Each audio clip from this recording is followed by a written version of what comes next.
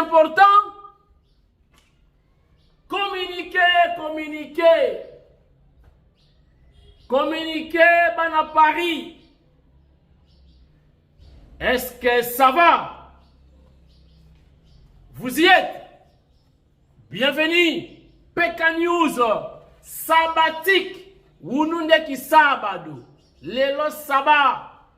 Salvatore de la patria. Sabado. Lelo tokutani. Tokutanaka.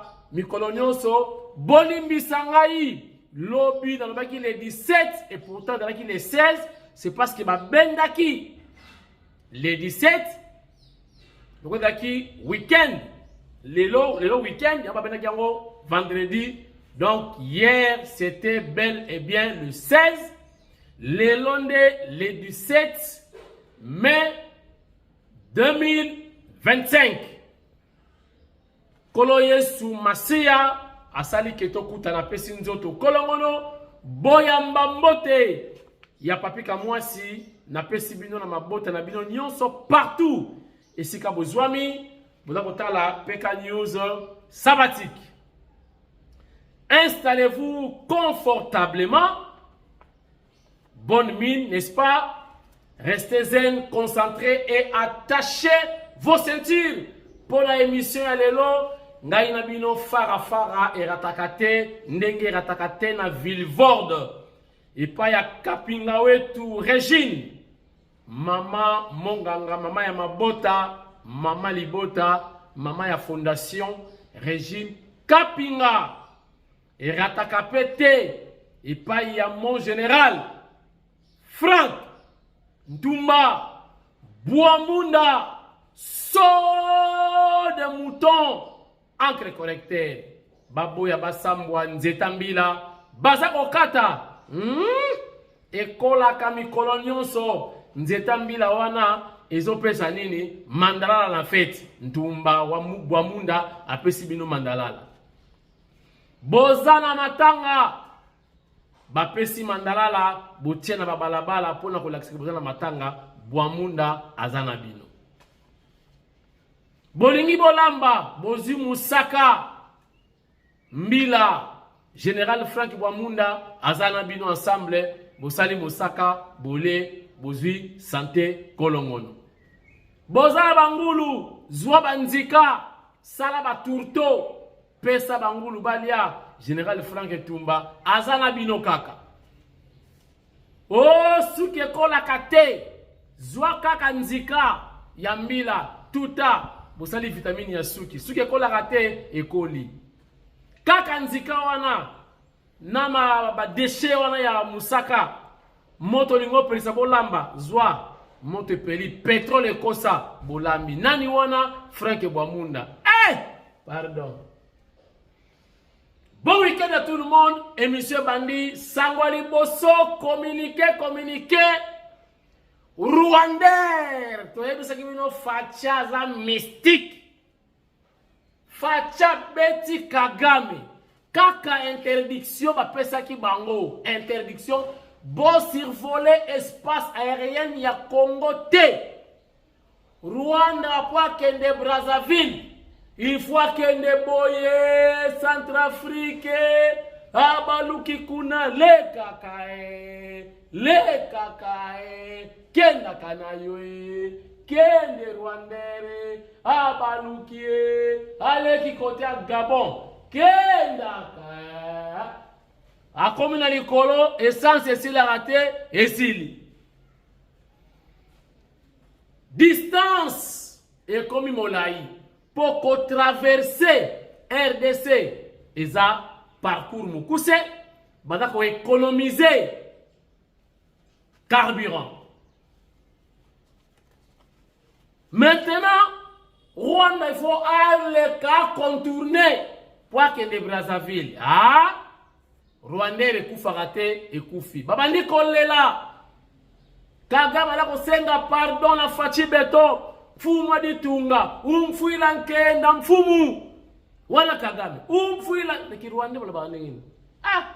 Amurwa kamawa. Murwa kamawa fachi beton. Rwandais leli.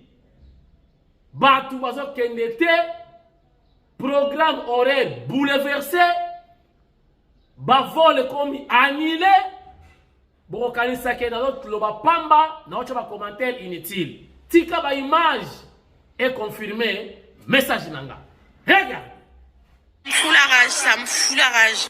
Le pire, c'est qu'au début c'était calme, mais peu à peu en fait ça monte. Il est 2h44 du matin gros. 2h44 du matin. Vous pouvez comprendre que les gens ils sont fatigués, qu'ils en ont marre en fait. Wesh, c'est une dinguerie. Aucune information, zéro, nada, ouelou, rien. Là, normalement, la personne qui devait nous prendre en charge et tout, c'était la chef le ou la chef d'escale, mais cette personne n'est pas présente. Cette personne n'est pas présente, ça veut dire que concrètement, elle laisse ses subalternes tout faire et genre tout prendre dans leur gueule, alors que, en vrai, c'est pas leur faute, miskin, genre ils font rien. Ils sont comme nous, ils ont les mêmes informations que nous et ils nous transmettent les mêmes informations. Sauf que nous, on a besoin de plus parce que concrètement, on peut pas rester dans cette situation de flou en fait. C'est trop, c'est trop. Je vous promets, je vais péter mon crâne. Je vais péter mon crâne, j'en peux plus. J'en peux plus, c'est une dinguerie. Je vous promets, là le ton il monte tellement que je suis sûre que ça peut en venir aux mains. Tellement c'est une dinguerie. Parce qu'en fait, il y a une des agents d'escale, elle est tellement hautaine. Genre elle est hautaine. Genre elle est vraiment en mode bah ouais mais c'est votre souci, genre j'en ai rien à foutre. Je vais pas un peu mettre de compassion ou genre même faire semblant genre. En tout cas les aventures de Vicky à Charles de Gaulle. Putain. Mais juste dites-vous 20h, 21h, 22h, 23h, minuit, 1h, 2h. Là, il va bientôt être 3h du matin en fait. Vous vous rendez compte du nombre de temps qu'on attend là? Même une bouteille d'eau on n'a pas eu? Ok. Rwanda Air, c'est zéro pointé. Première et dernière fois, moi je vous le dis. Il est 3h du matin, je suis bloquée à Charles de Gaulle. J'ai pris un vol avec Rwanda Air pour aller à Cotonou, ok? On arrive, on nous dit quoi? On nous dit que ouais, le vol il est retardé. Chers internautes, match est bien. Bakangi ba Kenya, bakangi ba Ougandais, bakangi ba Rwandais, oyo balako kende ko renforcer M23 pour bakoisa Uvira. Na yebiti ce que YouTube akondima ba image wana eleka ba ligote bango, ligote. Funga maboko, funga. Bazo ligote bango ba ondima te na tali ba image na leli na kubisi nzambe na bi. Non. Nous sommes forts malgré trahison. Malgré nos faiblesses, malgré infiltration, oyo wafdel infiltrar ben abiso, mais toana mibali ba do résister. Na tani ba do kanga ba Uganda singa, funga Uganda, funga Rwanda. Non. Tozala mibali. Chers internautes, je ne sais pas ce qui mange n'a traité en ondambo parce que YouTube a bloqué, balina bongo te ba rencontre ce qui la communauté blomwane wana. Bon, total ana monter ango ebima oyeko bima bon comprendre que ba partie mususu na kati o eza bien te YouTube a autoriser te diffusion ya ba image wana. Regarde.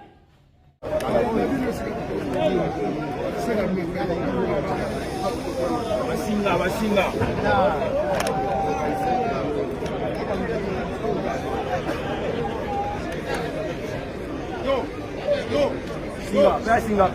Singa ya. Singa busara pita kuna.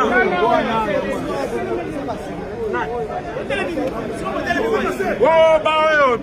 Bana nena se fanda. Mwamba. Singa nano efate bafanda.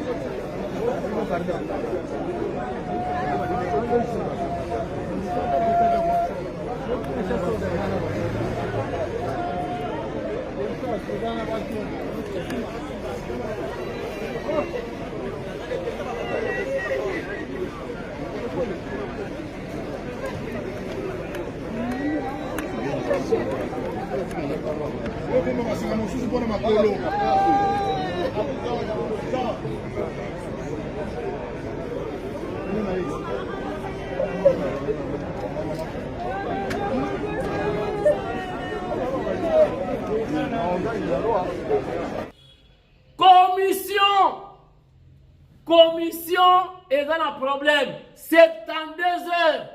Commission na Sénat. Pour balongola. Non, en réalité, pour longola pour ba immunité penza te. Pour ba kanga commandant ipo. Pour ndenge zawana umufunge commandant ipo. Wanted.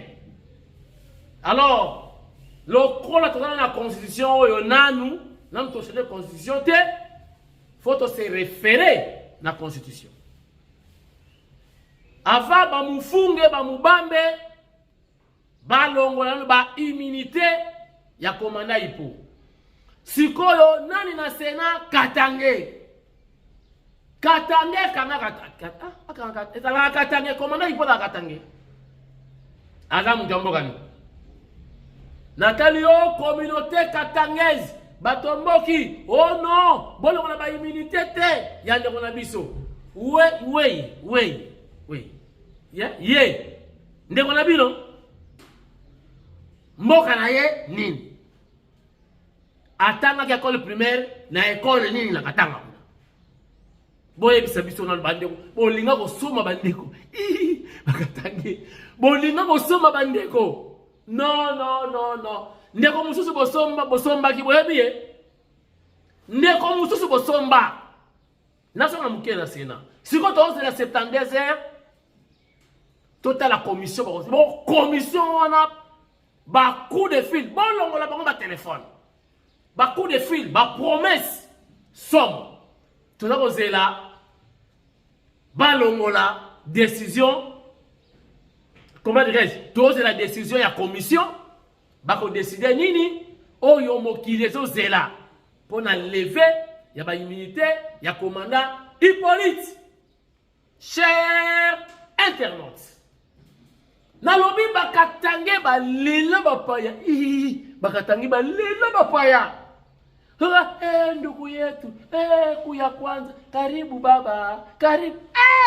Bino. Bakatangi balela bapaya. Ndugu yetu. Oh, karibu. Nije. Kuya, chakula iko kunyumba. Kuya baba. Boyoka. Ndeko mususu bosomba. Ndeko mundele. Bino bakatangi. Ndugu yetu. Moïse. Azolela fala renouveler li passa. Passeport na ye et comme il y a Diego Kao, faut renouveler li passa pour atamula librement. Boyo kingati Moïse. To surtout ka boye mwana ya Moïse. Po bango erimo ko kufa wa mutakufa kufa na Israël. Bakenda mingi na Israël bakoko bakufi. Na banoko.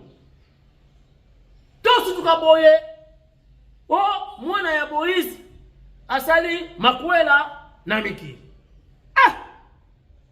Moïse toto mwana te mutana ni pasate na mariage wo.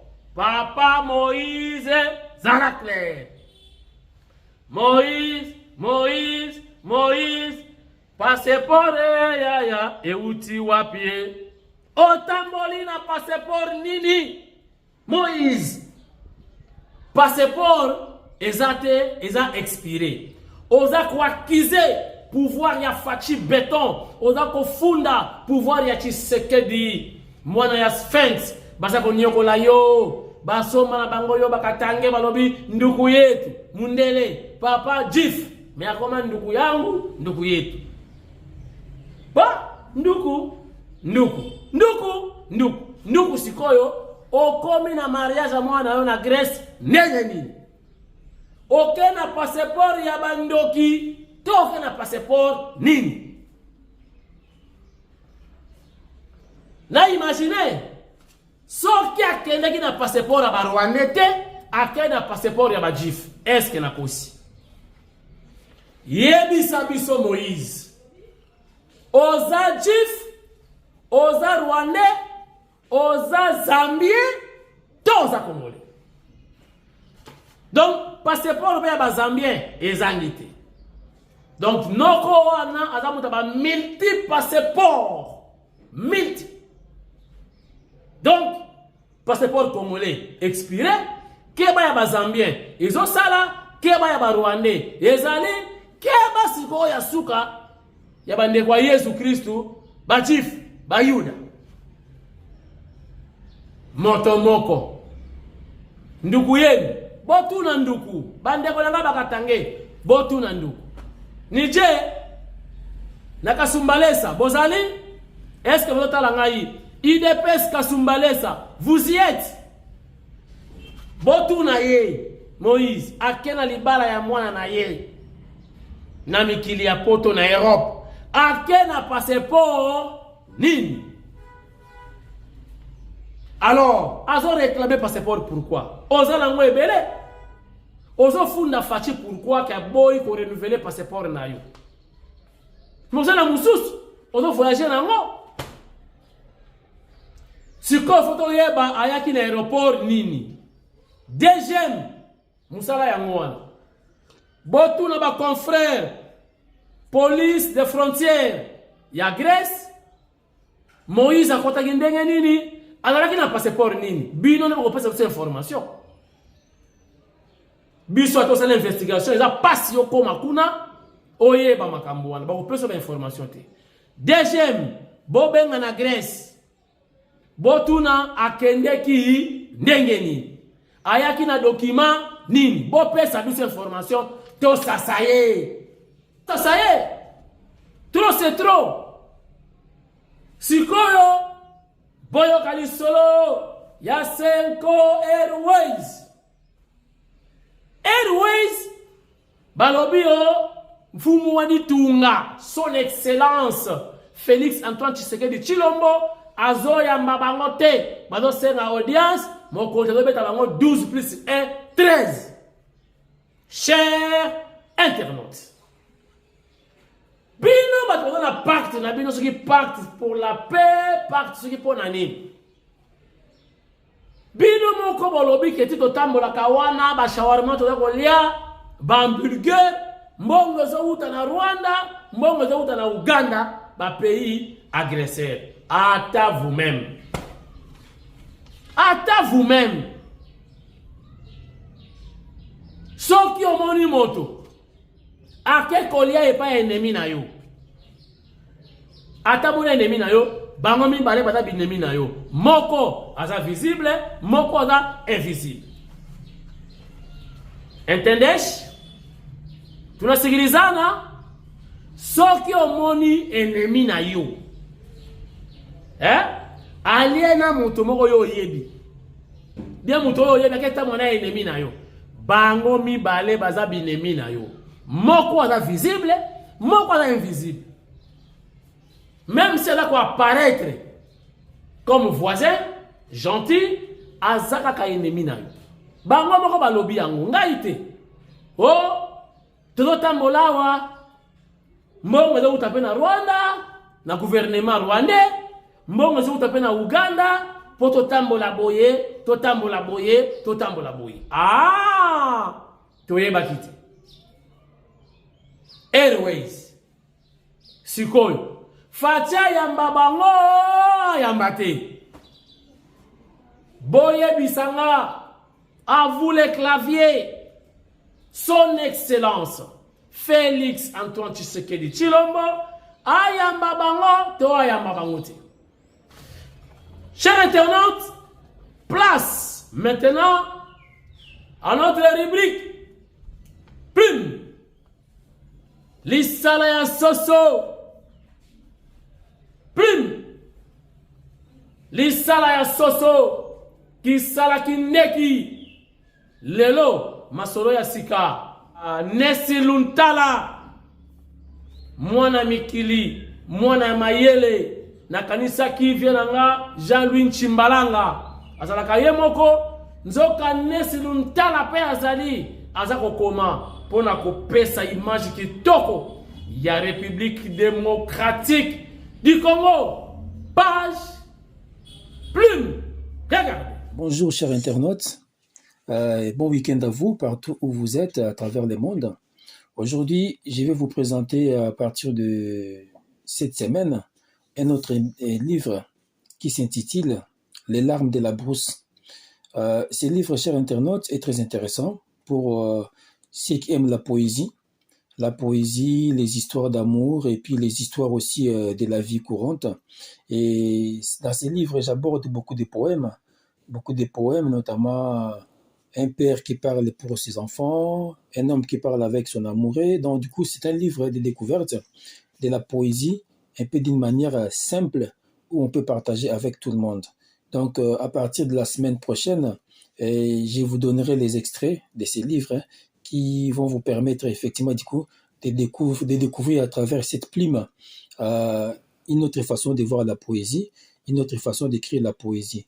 Donc dans ce livre, comme vous voyez dans la couverture, donc les larmes de la brousse, donc là vous avez un peu quelque part l'emblème, effectivement les drapeaux du Congo, les léopards qui est un peu les totems, un des totems du royaume Congo, et vous avez la brousse aussi qui exprime aussi notre richesse, et l'aigle qui explique effectivement du coup une vision. Donc ce livre est vraiment, je vous recommande ce livre à lire en famille, avec vos enfants, vos amis, vos amoureux, et pour ceux qui aussi ont besoin de s'inspirer aussi, de savoir comment écrire la poésie, comment faire la poésie, et ce livre va vous convenir, il va vous donner plus de matière pour vous donner aussi une autre vision de la lecture qui peut vous aider aussi à vous détendre lors d'un dîner, d'une sortie ou voilà. Donc des moments de partage avec les amis. Donc dans ce livre, vous avez plusieurs poèmes dedans, et à partir de la semaine prochaine, je vous donnerai la matière et on pourra lire ensemble avec vous quelques extraits de ces livres. Merci chers internautes et bon week-end à vous, et bon week-end aussi à toutes les internautes des PK News. Merci à vous.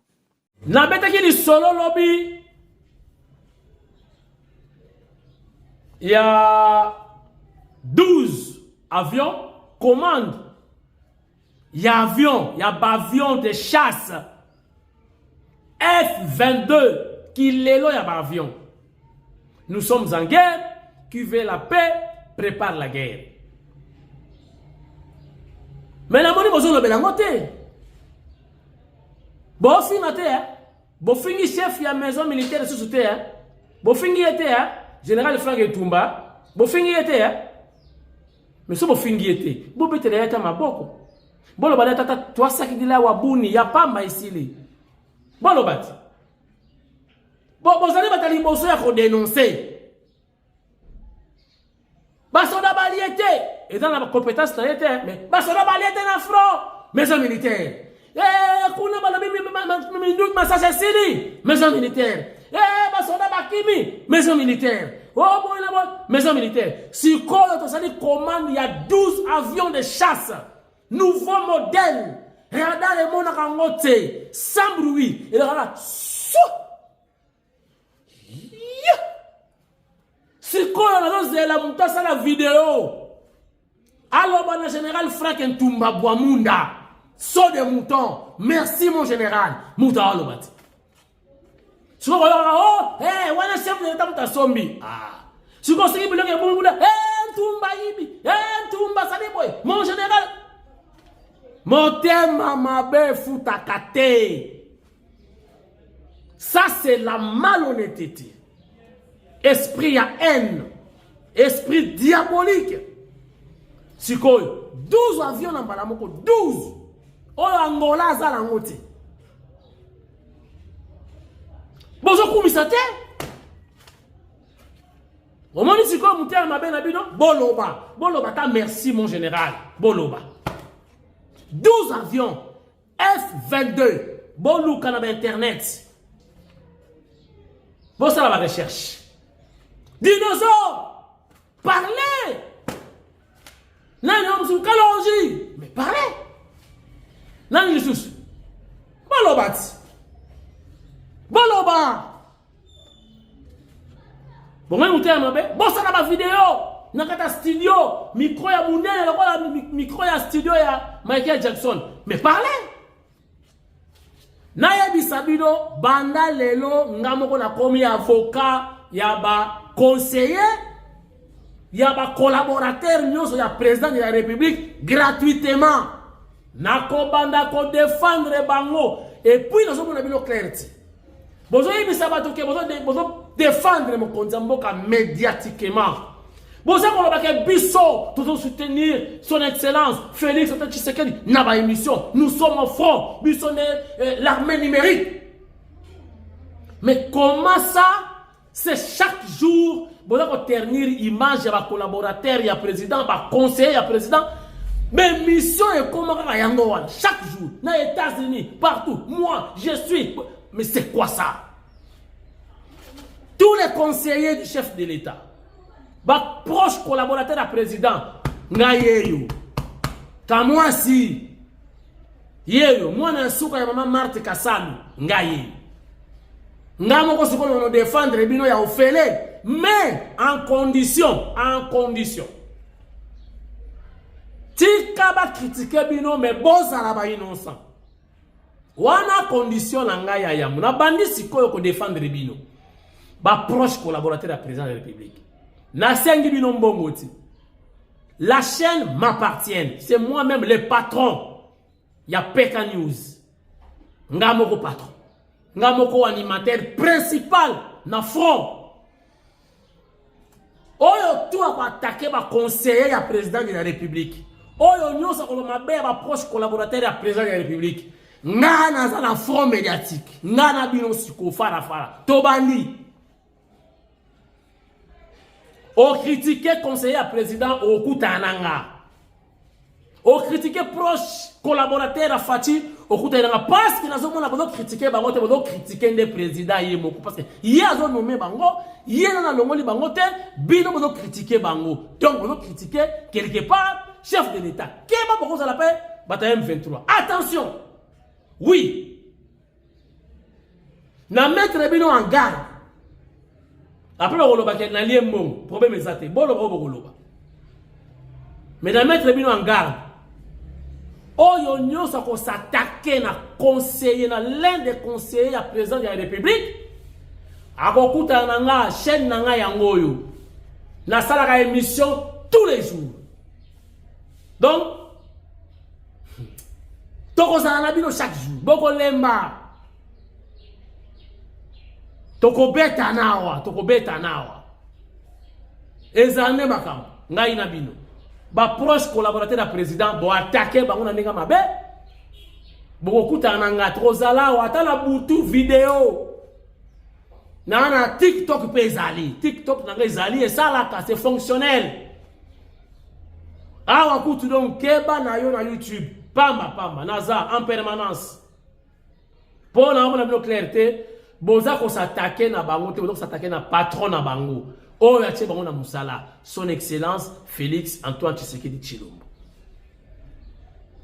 Mais na principe condition ba collaborateur du président toyo kabino na ba rumeur toyo kabino na masola lokuta mais bozala na kati ba dossier noir ti pour na ko battre la paix image à président de la République parce que ba américain baza koya Bakoya Nabilanga terre moko na li fertile mais ce qui va détournement eleki mabe bozo ternir pe image à président bon mona ke deal ya États-Unis et comme à lourd ba comme ko hésiter bon mona kaka ilali na yango bo sali sapona ko sauver image à président de la République mais ba oyo nyonso batana ngo ba innocent. Boye ba ke bozusi ko défenseur officiel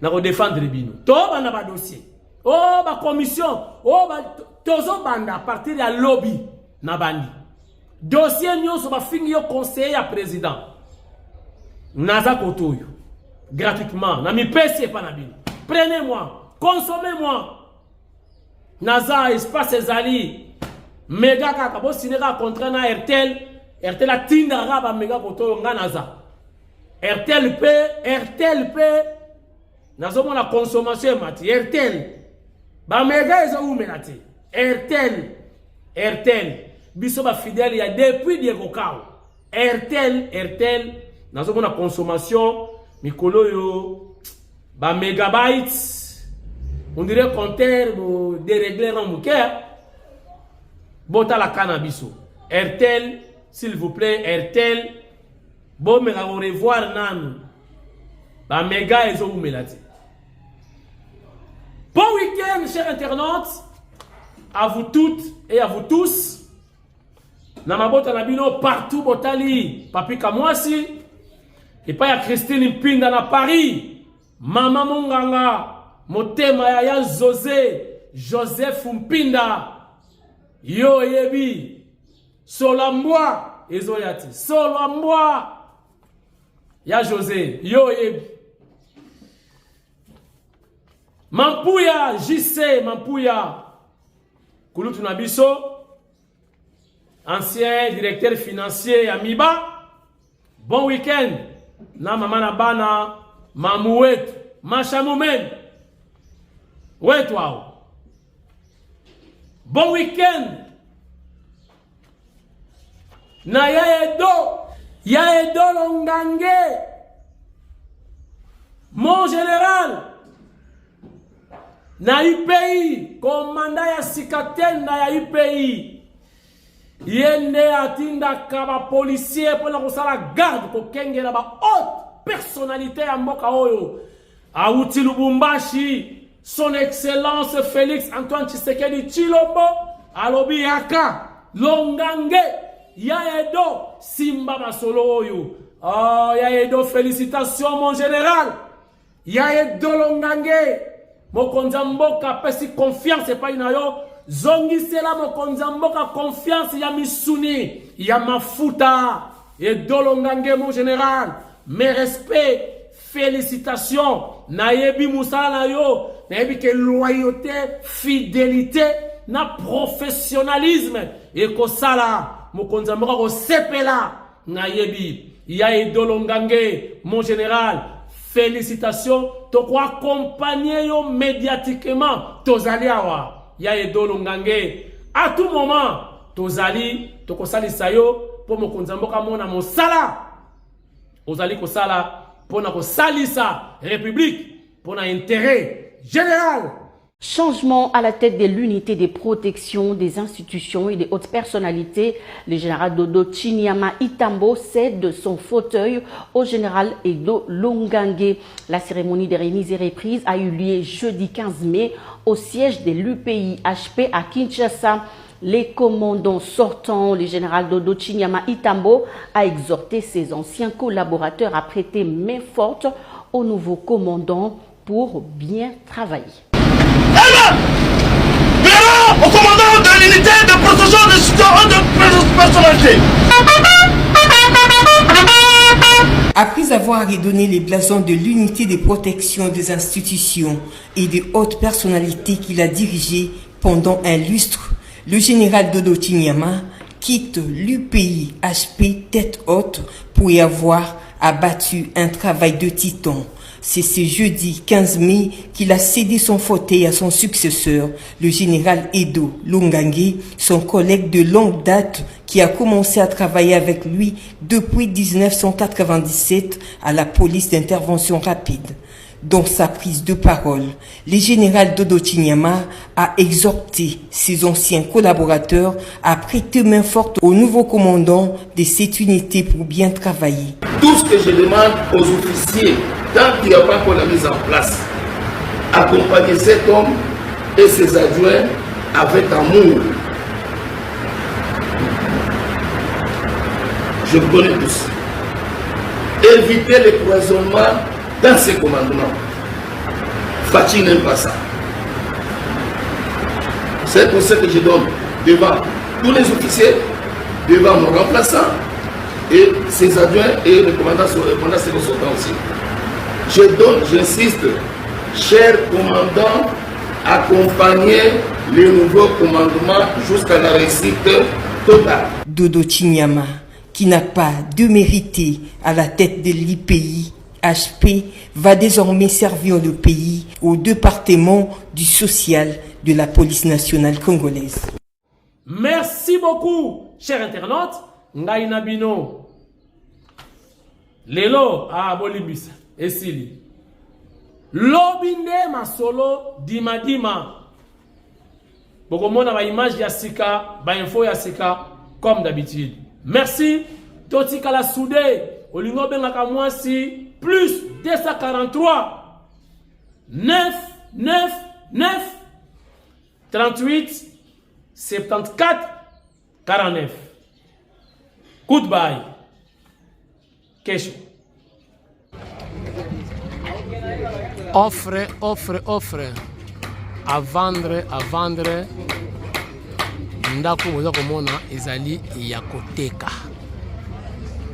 Tozana régie non loin ya pompage na terrain ya régie bazoteka ndako oyo place ya bien 0 mètre na chaussée donc à 0 mètre na route nzolana oyo chaussée fachi beto asaleli bana ya Congo eketi ipen donc à 0 mètre na terrain ya régie na route nzolana ndako nyonso bozomona ya molai oyo bazoteka yango moins cher napesa bino prix profiter eza cadeau ka moi ça pesi bino bo profiter na bino botala quartier balabala munene courant ezali na ba pigeon pe bangwana baza wana yango oyo bo umela te moins cher bo umela te moins cher botunanga combien bon botali na se ba boutique peza wana nyonso wana ya yo bomoni courant ba compteur yango mo bimba oyo babenga ngo prépayé donc 24 heures sur 24 courant to koti na kati bo comprendre bato bazate donc garage déjà ko kenu cheta 2 voitures na yo kuna na moi veranda déjà ezalaka yango wana pepele ba visiteur ba kovanda kitoko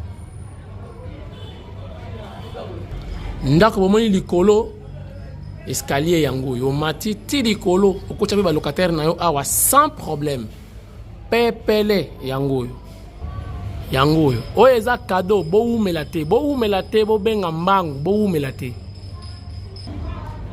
voilà donc ba visiteur ba koya ba s'installer na bango awa yo bongisi ozoka ba éponge pepele pona kosukula basani libanda yango yo pepele pour comprendre que bato bazalaka wate voilà oda ba installation sanitaire ya libanda pona ba visiteur bomoni espace ezali aération kitoko sécurité ba fil barbelé ezali voilà salon pe yango yo osombi lopango na yo moko modifier otiena ba style na yo modèle yo olingeli. Donc, il y a 3 chambres, cuisine, na dépôt. Bozo mona bino moko, bo comprendre, na yepse ki bino ki batu bazalaka wate, c'est normal. Voilà, voilà chambre des parents, salle de bain, oyo chambre, yo moko soko lingo bongiso sala ndenge lingi, eza epa na yo. Profitez, pêche au drigo, profitez, bo sala rapide, oko raté. Oyo sous chambre, oyo chambre des parents, na salle de bain na bango. Profitez. Voilà, oyo likolo siko na mati na balcon, bota lopango pepele, chaussée yango wana pembeni awa. Avenue Nzolana, route oyo mokonza mboka sali. Donc pembeni yoke ipen, pembeni yoke pompage, pembeni Congo central, pembeni Badiadingi. Botu nangaye combien? 200 000 dollars américains. 200 000. Profitez mbangu. Donc imaginez au sombiango lelo, déjà après 3 jours aux yeux locataires na likolo, 2 locataires nanda comme nous locataire. Donc les locataires déjà mbongo manozonga. Na sepe oche ba locataire na yo mbongo ebandi kozonga courant 24 heures sur 24. Profitez presque digo. Benganga mbangu 200 000. On discuter muke kaka. chance yango oyo mobimba yango oyo $200,000 koumela te lopango yango oyo profite zanga nyonso kozanga mabele te zanga nyonso kozanga lopango te $200,000 américains 200,000 benganga mbango ya niongo te cash 200,000 lopango yango oyo 200,000 zanga nyonso kozanga lopango te soki okufi otikeli bana eloko te yebaki osali rien na mokili oyo bana bakosouffrir zanga nyonso ekozanga lopango te kozanga ndako te oyo azoteka ndeko na bino mpe mwana poto lopango yango oyo mikanda tu ezali makambo oyo toki kosamba o eza te makambo tu clair pepele